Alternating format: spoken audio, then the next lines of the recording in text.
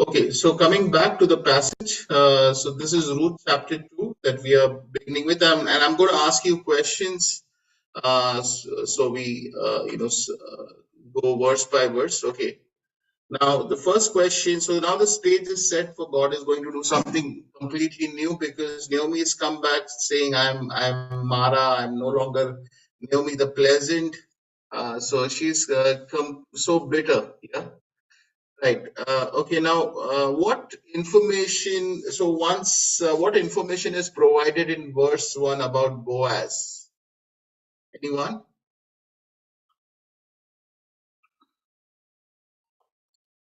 Yeah. What information do we get about Boaz from verse 1? It's related to Naomi. Yeah, correct. He's related to Naomi, and he's from the same clan, which means Naomi's husband Elimelech and Boaz were relatives. They had a common ancestry, so maybe a common grandfather or great grandfather, and they were probably distant cousins or something like that. All right. Okay. And so that's what we know. Now, what does Ruth ask Naomi one day after coming back? Anyone?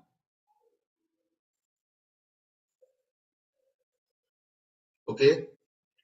Says, let me go to the fields and pick up the leftover grain behind whoever she finds favor from. Correct. Yeah, very true.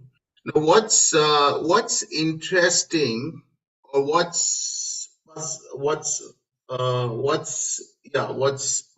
or what's really fascinating about Ruth asking this question to Naomi?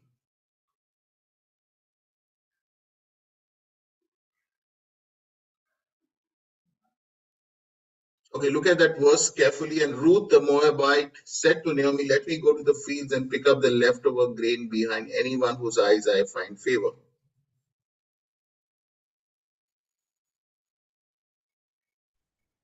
What's really surprising about this? Anyone?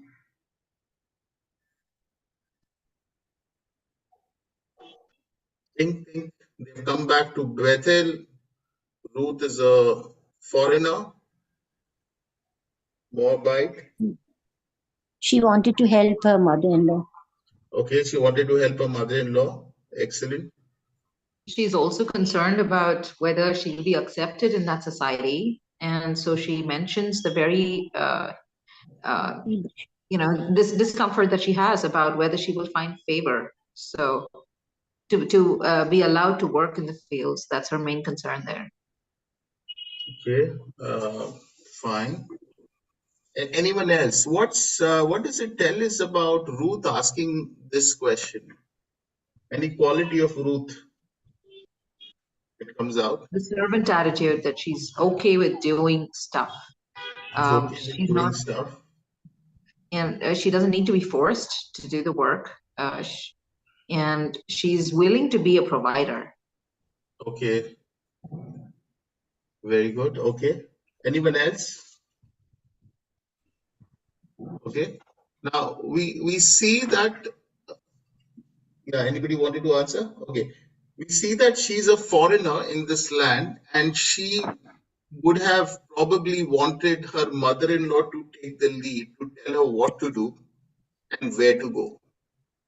But she herself, despite the odds that are stacked up against her, and in that difficult situation, where they need to make arrangements, so she's taking initiative. She is taking steps to do something about it. So what do we learn from this when we are in a difficult situation, when we are facing challenging situation?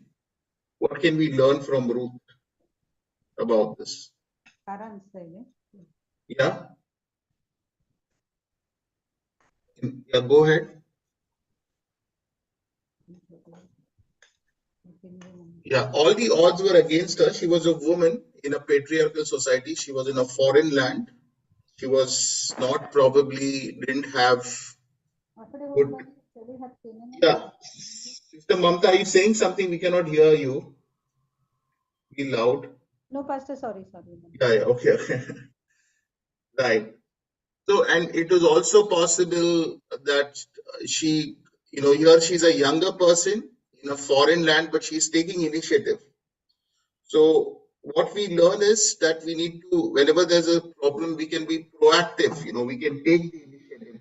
Sometimes we wait for good things to happen to us, but we can go out and try out things. That's something that we learn from Ruth. So that was remarkably courageous of her to do that. Okay, now, there is a word. There is this word used, and there's a word used called gleaning, which is picking up the leftover grain behind the workers in the field. So, what do we understand by this term gleaning? Where does it come from? Any idea?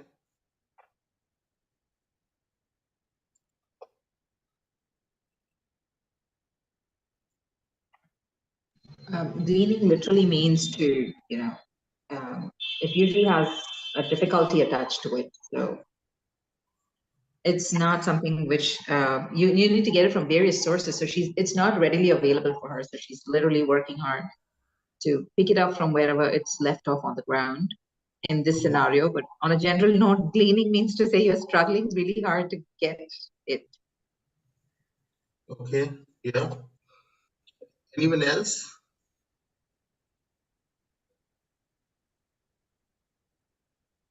Any other answer? Sister Annie, Sister Mamta, yeah.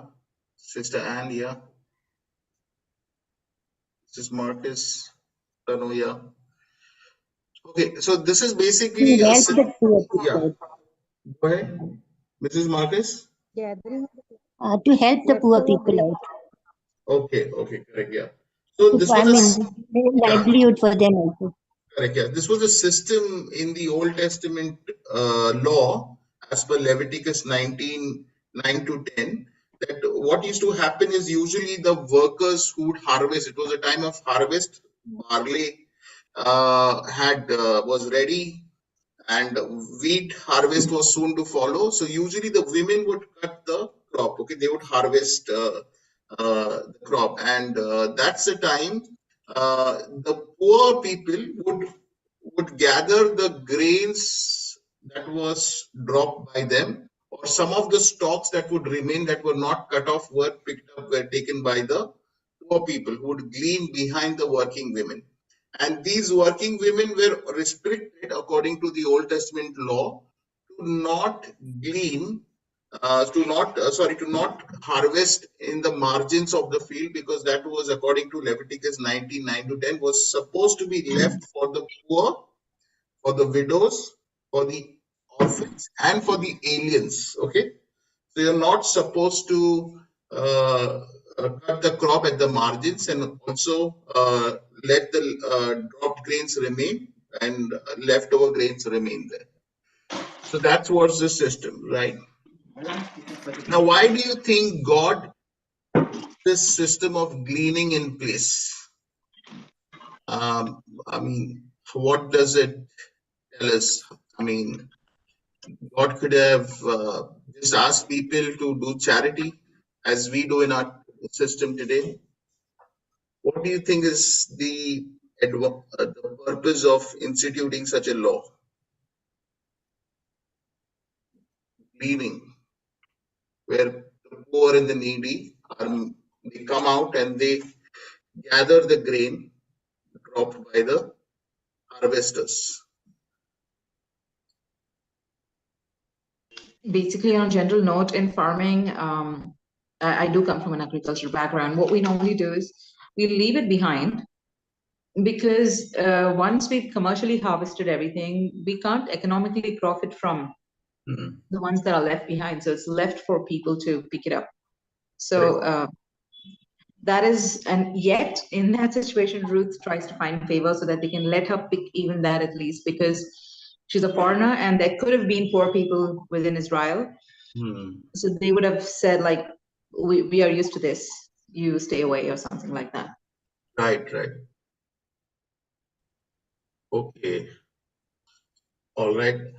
Is there anything else? How is this system of dealing with poverty or needy? What is unique about this system that God has put in place? What does it do to the giver, and how does it affect the needy? God is the provider. God is a provider. Excellent. Yeah. Okay.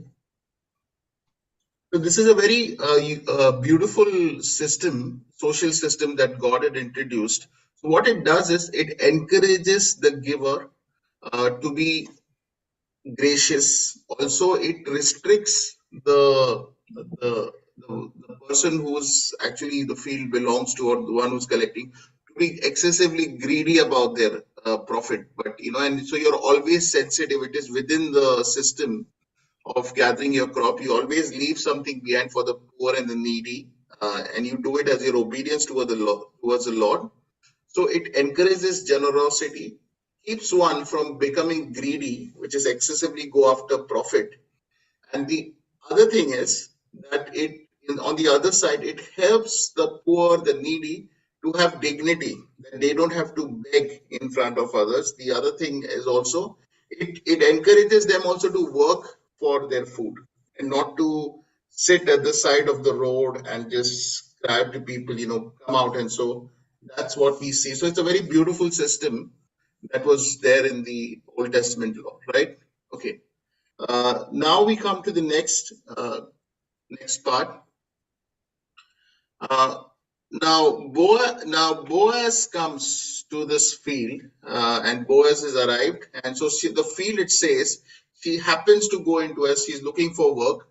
Turns out to be the field of Boaz, and at that time Boaz is returned, and and look at the way he greets his harvesters. What is unique about that?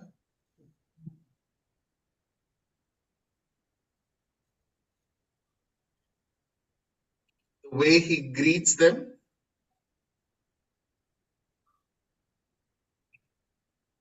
He greets them in the name of the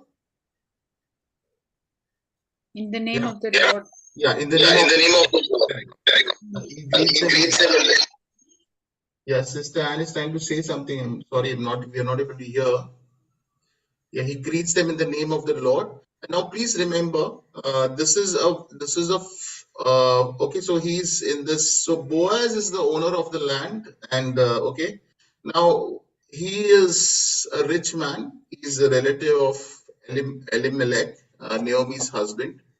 Now it goes, yeah, yeah. So it goes, it basically shows that he was a prosperous man, and he was grateful to the Lord, and he's making the Lord the center of his greeting, and his servants also greet him back in the name of the Lord. The Lord bless you. Now, please notice, please remember that this is happening in the period of the Judges, the book of Judges, when it was a fallen time, when people had forsaken the Lord. Everybody did what they thought was right. But here was a righteous man, a man who feared the Lord, who obeyed the Lord, who was devoted to the Lord, and his workers also were that way, right? Okay, so he comes he's a God-fearing person, and his workers are also that way. Yeah, so it's very different from how owners or bosses today treat their fellow workers. Okay, so there's reverence there. God is at the center of this relationship, right? Now he says, now when he takes notice of this lady, who does this young woman belong to? Now let me ask you, how is it that Boaz is prosperous, whereas Elimelech and his family turned out to be poor? What is the reason, you think?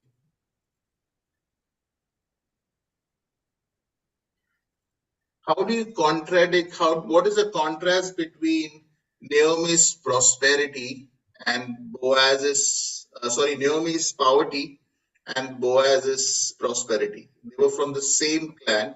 What was the thing that made the difference, you think?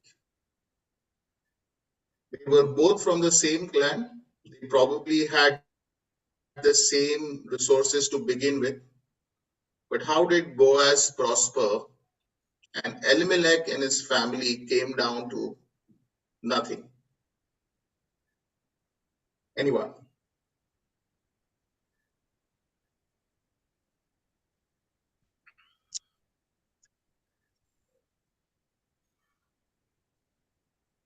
Yeah.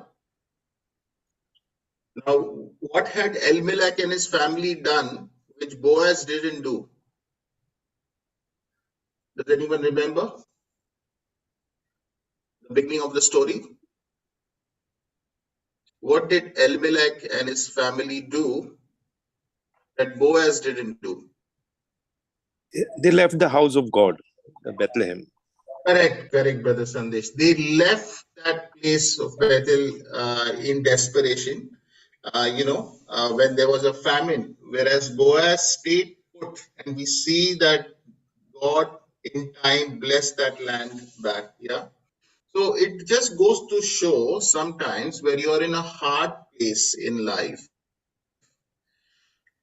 what you do in desperate, and we know that they paid a heavy price. They went there and they lost one after the other, their loved ones. And so sometimes you can, as they say, from the frying pan into the fire. Yeah.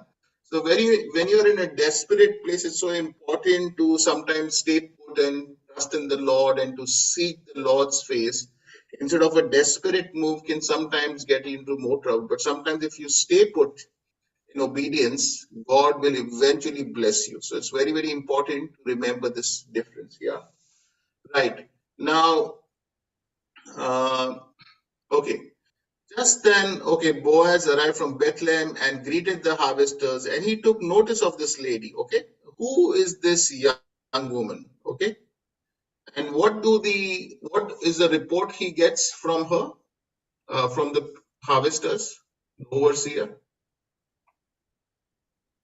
What report do they give him about Ruth? Anyone? What is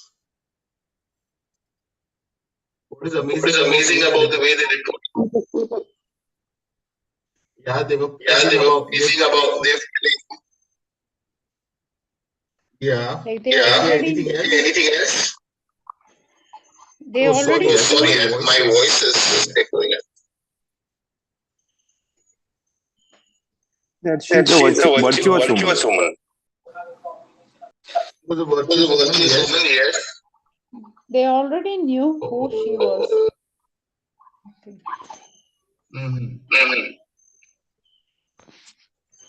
Yeah. Not know why. My voice is echoing here. 1 second. Okay, I'll just leave the meeting and join back for a moment.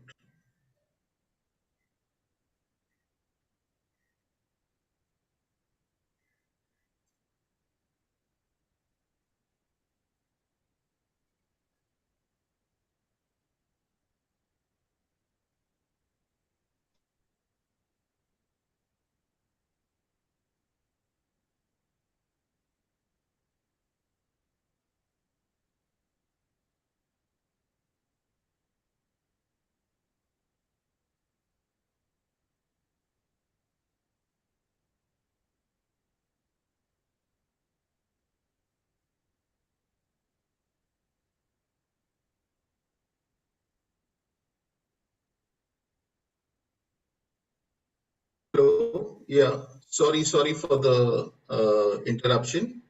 Okay. So she was a virtuous woman, and her report had reached everyone. Her extraordinary sacrifice for the mother-in-law. Okay, towards the mother-in-law. How she has come from a foreign land, she did not forsake Naomi. Right. Okay, now can you tell me what is the series of coincidences that have taken so far? Automatically things have worked out. Can anybody list them down?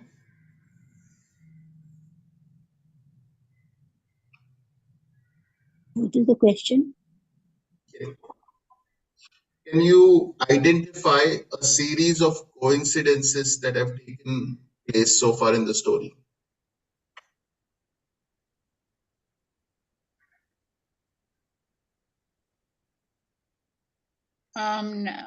Like Ruth comes in the field of Boaz, who was Naomi's relative. That is one coincidence. She happens to correctly land in that field, and Boaz comes at the right moment, also from Bethlehem. And Boaz notices. Correct. Very Boaz notices her.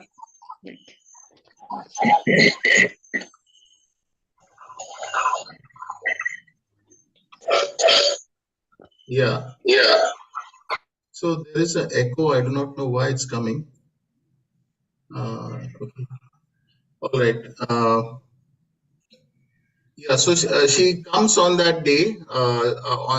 She comes of all the fields there. She comes to the field, of Boaz, and then on that very day he visits the field and he notices her. So you see how wonderful coincidences have taken place here, right? So that basically gives the evidence of God's hand leading Ruth. But sometimes it's not. Do you think all coincidences are from God?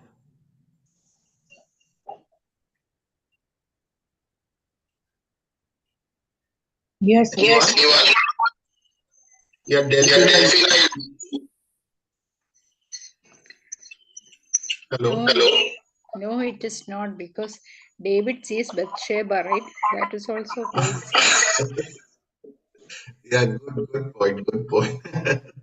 Yes, not all coincidences are from God, but here we can see that here are some. So we need to be very careful sometimes. There was a story of the man from Bethel, and he was told by God to go one way, prophesy, and come back. And another prophet comes and says, "Hey, I am also a prophet, and it's okay." And it can be a trap. So we need to be very careful. Some people are very, very this about good luck and coincidences, but we need to be very careful before we give ourselves to trust that situation. Okay? Right. Now let's move ahead. So we see God's hand guiding Ruth here so far. Now she's the Moabite, and we see her work ethic here. What is her work ethic? What kind of a worker is she? What is her work ethic? How does she work? She's very sincere. She's very sincere. Hardworking, sincere. Right, hardworking and sincere. And she's asked for permission before coming into, to glean, right? So she's very respectful. Yeah. Right. So these are some qualities about Ruth that we see. All right. Now what does Boaz say to Ruth? Now, let me just read it quickly. My daughter, listen to me. Don't go and glean in another field, and don't go away from here. Stay here with the women who work for me. Watch the fields where the men are harvesting and follow along the women. I've told the men to not lay a hand on you. And whenever you're thirsty, go and get a drink from the water jars the men have filled. So, what is Boaz conveying to Ruth? Why is he being so? Why is he being so kind and gracious towards her? Anyone?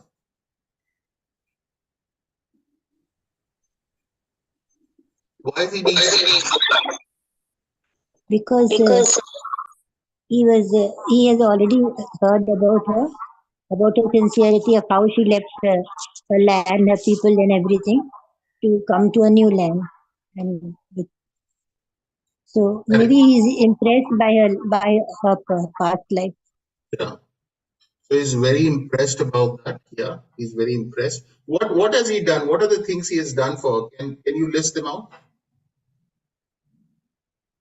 Okay, let's complete that, because then Ruth responds saying, "What have I, a favor? I'm a foreigner." So she doesn't know. She doesn't have a clue as to who he is, and so she's very humble. And then Boaz continues to tell her that I've been told all about you. You have done for your mother-in-law since the death of your husband, how you left your father and mother and your homeland and came to live with the people you did not know, whom you did not know before. And may the Lord repay you for what you have done, and may you be richly rewarded by the Lord God of Israel. Okay. Now we see what are the things that. Okay, let's go back to this particular text. What are the things that Boaz has ensured for Ruth over here?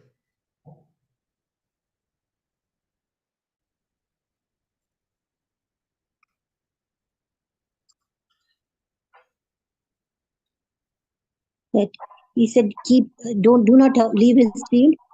She need not go into any other field and to work and stay with the girls. Yes. And What the else? men also, he has told them not to harm her. So Correct. whenever she's thirsty, and she has the right to go and take the water from the Okay. men. So he's taken food, water, and protection. Yeah, he's offered her. Okay. And Ruth's response is what do you notice about Ruth's response here? Boaz's kindness. Anyone? What quality do you notice about Ruth's response in the way she responds?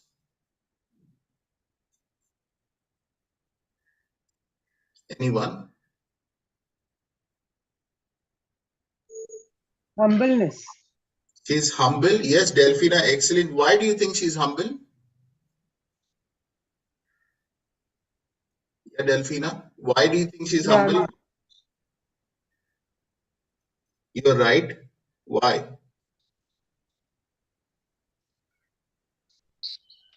She knows she's not worthy of this.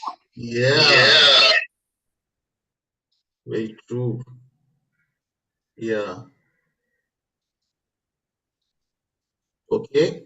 Yeah. So anyway, yeah, go ahead.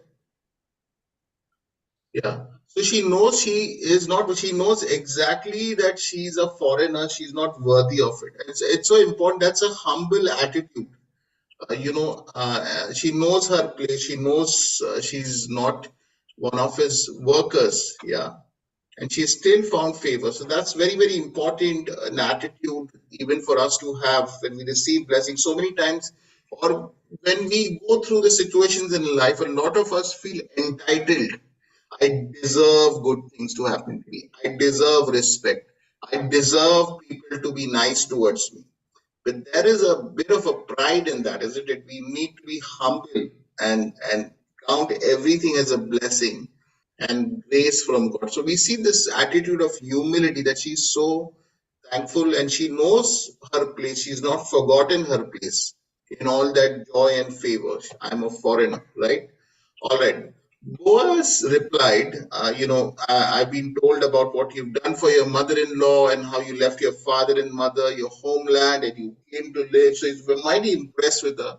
May the Lord repay you for what you have done. May you be richly rewarded by the Lord, the God of Israel, under whose wings you have come to take refuge. Right? So I think he is blessing her. He's saying, may you be blessed for that. In what way is he just saying words to her? What else is he doing? What else do we see him do? When he's so delighted to see her extraordinary character and he blesses her, what else is he doing?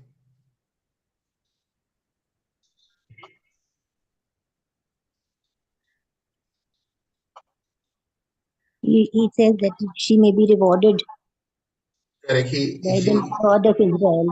Please, Yes. for what Okay. you have done, God will reward you for a goodness. Right. These are words he's using. He's blessing her. But what else does he do? If you read ahead, what do you see him do?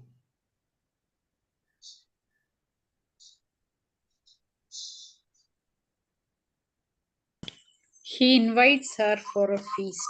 Yes. Yes. Yeah. I think I'm getting an echo from Sister Anne's mic, but that's okay. You can go ahead and speak. Yeah, I'll be quiet here. Right. So yeah, he invites her for feast. What else he does? He goes ahead and does something more. What else does he do?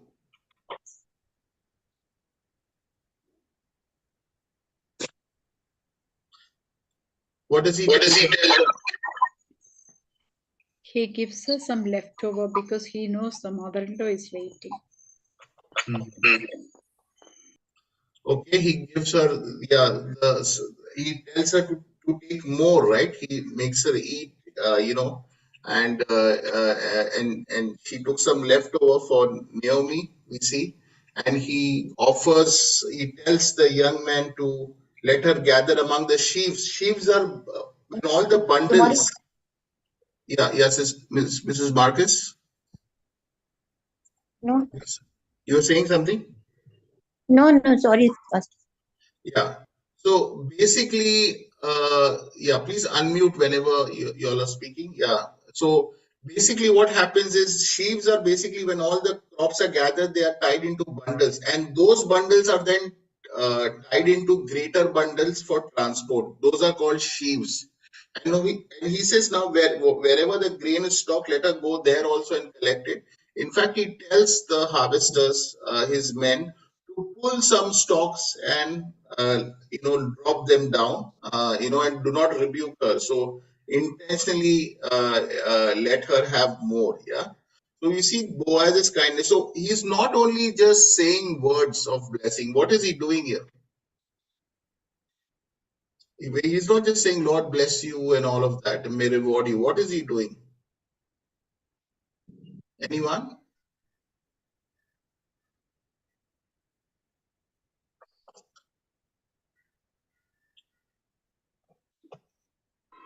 What else? What do we see him do here? He just told her, Lord bless you and reward you. What else do we see him do here? He's providing for her. Yeah, correct. He's providing for her. He's providing. He's living his words.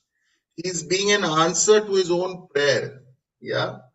This is prayer in action. Yeah, we see. It's so important. So many times we say many words, but we do not back them with action. It's so important to see that the word and the life is so closely connected. So when we bless people, when we say something, we say we are praying for you. It's so important to also, wherever possible, may not be possible every time, but wherever possible, to be like Boaz and do whatever we can from our side to fulfill the verse that we speak unto others, right? Right. So he honors her, come over here, and he's integrating her into his team of workers, right? Okay. So this is what we see here, and now what he's telling them to pull out some more, even from the sheaves bundle, let her have some more. Okay. And so Ruth gleaned until evening. Okay. And then she threshed the barley, and that was about an ephah here. Okay. That's about, ephah is supposed to be 15 days of ration for both these women. So that's the proportion. Okay.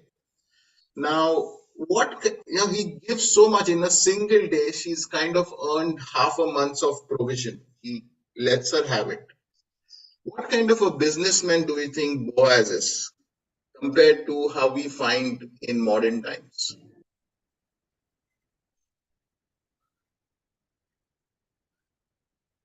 What kind of a businessman is Boaz?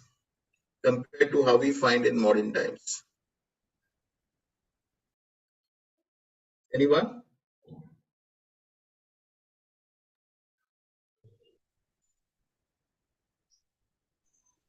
He was righteous. He was righteous. He was not greedy. He's not greedy, right? Correct. Very true. He's Yes. not looking for his own profit, but for the taking care of the needies. Yeah, very true. Sometimes we can all be so consumed by our own profit, right? What's in it for me? Where's my share, my advantage? But he's looking out for the needy. He's looking out. So it's so important, right? Okay. Now, can I ask you a question here? What is the difference between worldly generosity and the Christian generosity? There are people who don't know God also who can be generous, but what's the difference between worldly generosity and Christian generosity? Anyone? The worldly generosity are they expect in return, but this They expect in return. Okay. yeah, they expect return. What the spiritual generosity, whatever, they don't expect in return. They're looking towards the Lord. Okay. Any other answer? There are many charities like Tata, Azim Premji in India too.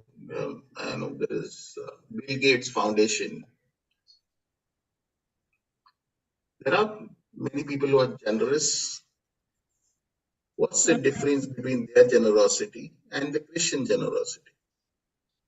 Christian generosity is because the love of God rules you. The love of God rules you. Okay. Very nice. Anything else?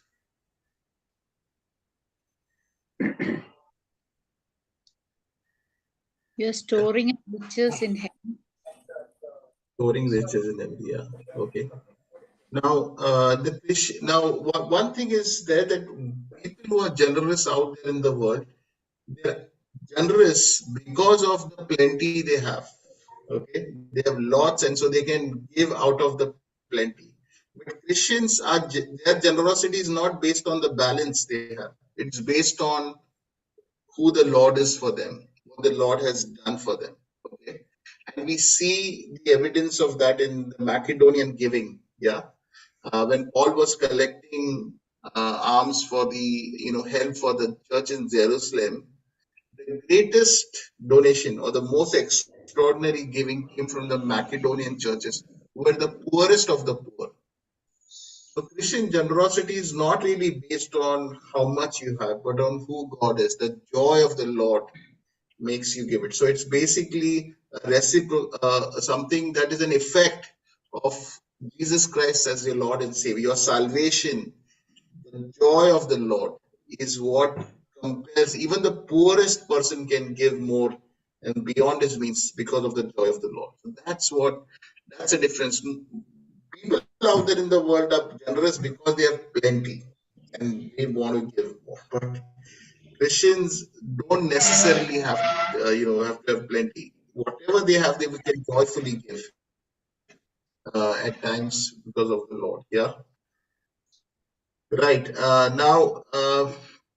So it's very important for us to examine our own generosity level. What do we base it on? Right. Okay. What? Okay. Now, when Naomi saw Ruth, when Naomi saw Ruth return with so much of what did she notice? What did she ask Ruth?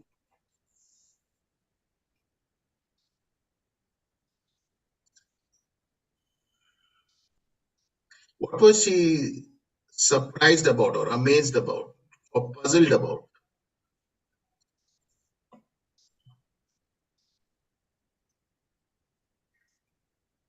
When she saw Ruth on the very first day come with this bumper bonus. What was Naomi's reaction?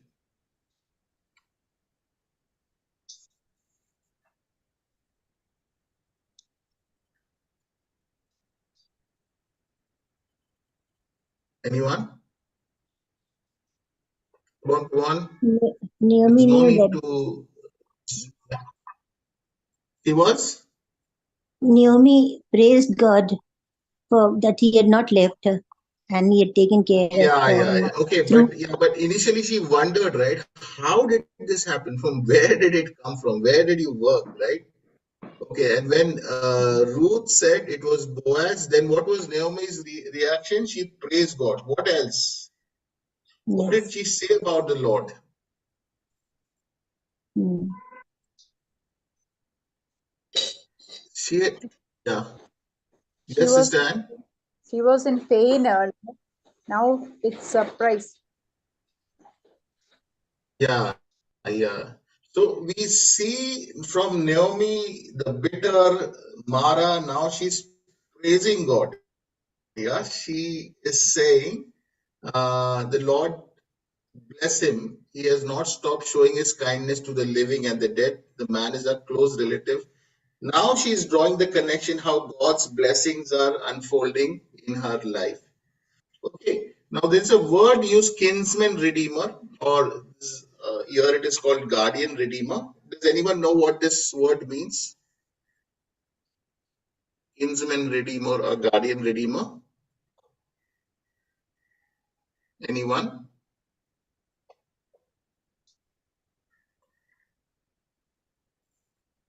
Kinsman redeemer, guardian redeemer. He's one of our guardian redeemers. What does that mean? It is a close relative who can redeem their property. They have got the right. Correct, correct. Yes. So kinsman redeemer. Yeah. I'm just muting some of you because there was sound. Yeah. So kinsman redeemer is a relative who is actually has the responsibility to redeem, which means that if the family member, his property has been mortgaged or he's in debt, so he has to uh, buy it back and give it to his relative. So it's his responsibility. But it's not only about, and in times of death, he inherits the property and possessions. Okay. And he also, and it is his responsibility to marry the widow so that the name of the deceased person, like the deceased person, like Elimelech, his name continues. So his name doesn't disappear, right? So that's what we see. And so that's what, but it's not just about property, it's also about vindication. If there's a bad name, this person, family member, this person will try to vindicate, also take revenge, and protect them, stand with them in their time of need. So all these things are there in the kinsman redeemer. And in many ways, there are many verses that point out that God is the redeemer of Israel. And also Jesus, we know, is our kinsman redeemer. Because he's given us a new name. He's redeemed us by his blood. That way, yeah. So that's so now she's able to, Naomi, in all her gloom and negativity, she had forgotten. So now it's all connecting. And this is what negativity, being very negative about our situations, can do. That we forget that the Lord has always wants to bless us. But we are like a people who shut the doors and windows and we sit in a dark place. But when we open it, we see that there are so many blessings waiting to come into our life. Okay, now then Ruth the Moabite said, and she is, and okay, now said he said, she tells him, stay with my workers until they finish harvesting all my grain. And Naomi then tells Ruth, what does he tell Ruth to do? What does she tell Ruth to do? She tells her to stay in the same place, right? Because now something incredible is going to happen. She's telling her not now to be tempted and go looking for work elsewhere, but stay in the same place because she's now clearly caught on that God is doing something powerful. In the very first day, she's met Boaz, so she's caught on to something, right? And then Ruth continued staying with the women of Boaz, gleaning barley and wheat harvest. So barley harvest would start somewhere around March end or April. So both crops were sown together, barley and harvest in the season of autumn, but barley would ripe fast. So the harvest time would arrive early in April, and mid-May, June onwards was the harvest of wheat. That's when the wheat crop would get ready. So she stayed all through that season, right? And she lived with her mother-in-law. So she continued to be there. And we also see that this is a period of waiting, not that immediately she's found Boaz, immediately a proposal is sent. There is a time of waiting for months that is there in between now the next chapter, that is chapter 3. So now food is taken care of, shelter, protection is there. Now to find family. How do I find family? How do I find the family name of Elimelech country? Now the next quest is about that. So we see how wonderfully these two widows, how their lives are now unfold. God's blessings are unfolding, right? Okay, now let me let's look at an overview of this chapter, and let me ask you a few questions if you can. Now, there is a saying that God helps those who help themselves. This is not a biblical saying, and it's just a wise saying that's there. And God helps those who help themselves. Now, this may not be always necessarily true, but do you think this is true? Because sometimes God may just want you to surrender. But do you think this statement is true for this story? And why? Anyone? What could have happened otherwise? God helps those who help themselves.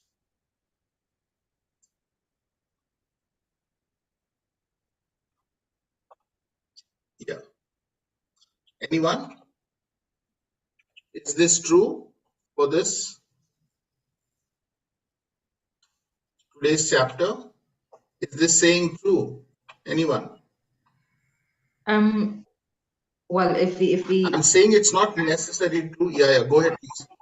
if we think about it, I think it is more about the choices we make in discipline. And if we can say that we are helping ourselves by being disciplined, in a sort of way, but it's not necessarily true, because we are not expected to take all the effort. Yeah. We need to be guided by His wisdom and by His hand. Correct.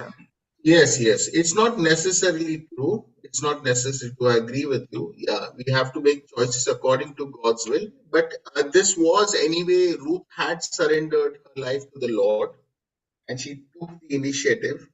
So she could have been very well overcome with Naomi's gloominess, Naomi's negativity. She could have just said, like my mother-in-law saying, the Lord is against me, his hand has struck me. She could have done that, but she decided to take initiative. So it's very, very important sometimes when we are waiting for long for our blessings to come. Okay. So what are some of the things we can tell about those who are waiting for their blessings? For example, let's think about people who are waiting for long for their marriage to happen. They're waiting for long for them. What are some of the things for those who are waiting for that breakthrough that we can learn from the story of Ruth? Because now she's in a place, a potential place. First, there was nothing on the horizon, nothing before them. And now there is a promise that has come, there is hope that has come. She is noticed now, and she's in a place where marriage, the potential to marriage can come in her life. So what can we learn from Ruth over here?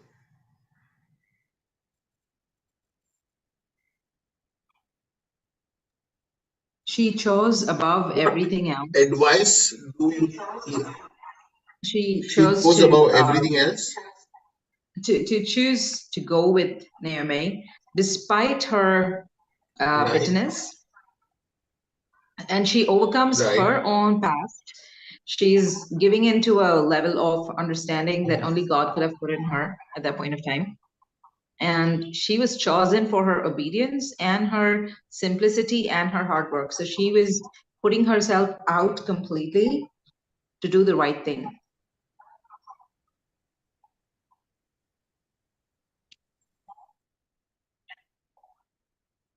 Right. Yes. Okay. Anything else? Anyone else? That's God's very, ways are yeah. wonderful. God's ways are wonderful. Unexpectedly, He can make changes. Right. Do you think it is important to participate in the process of God blessing us? In what way did Ruth participate in that process?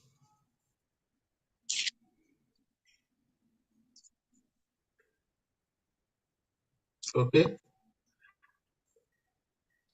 She was Ruth, obedient. yes.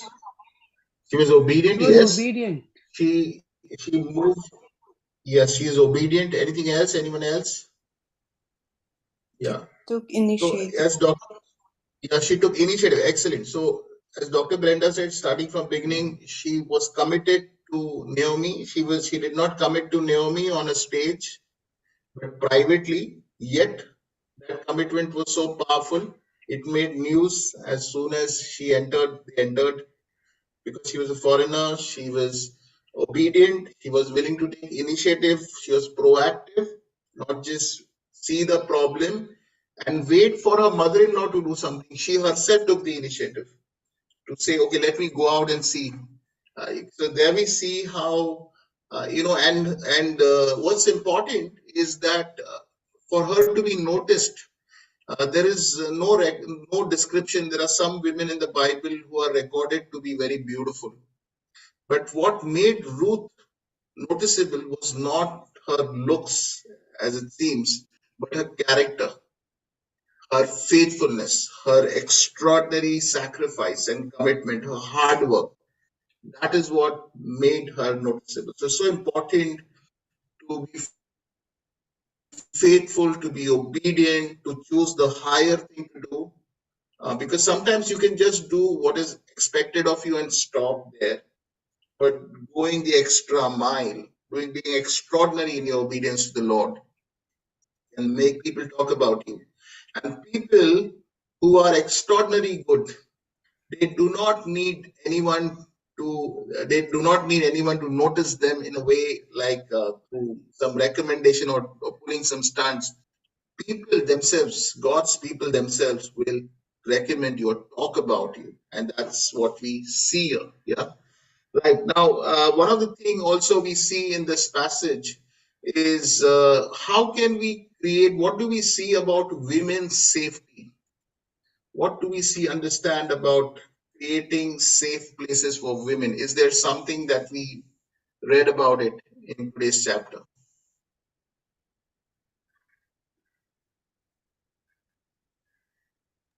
It's everybody's responsibility. Yes, but where did we read about it in today's chapter? Yeah, Boaz tells the men. Yes, not to trouble her. Yeah, correct. Yeah, but she could have been a very easy target, right?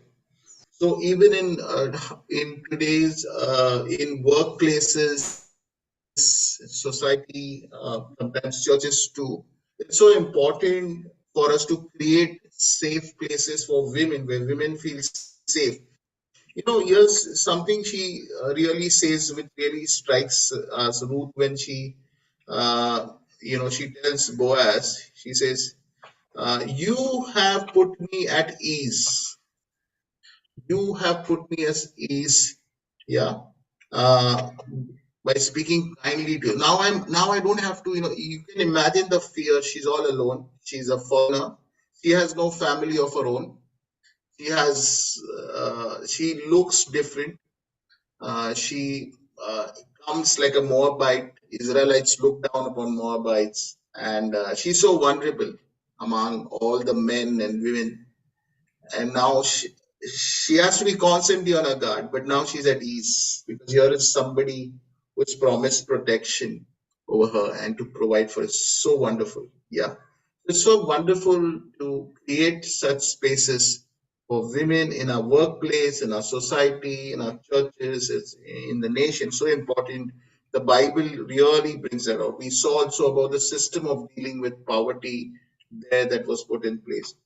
One more thing we notice also is about the plight of migrant worker. What do you think is the plight of migrant worker from the story of Ruth here?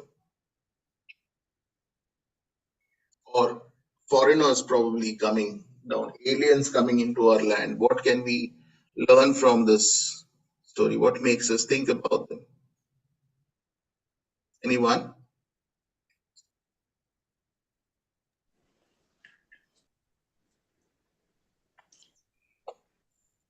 Let's start with plight of migrant workers. What can we do for them? What do we need to remember about them? Migrant workers who travel from place to place looking for work. To first of all, be kind, Be no matter kind. who people are around us, because I think that's also the mark of God's children, to reach out and to be kind, and at the same time, let them do their job without discrimination. Correct. Yes. Anyone else? Anyone else? It's it's really so limiting sometimes when we read the Bible only from a personal for my personal good. What's in it for me? But the Lord's word is so powerful, so dynamic. It is telling us to restructure our lives, our societies. What is it telling us about migrant workers here? Today's chapter.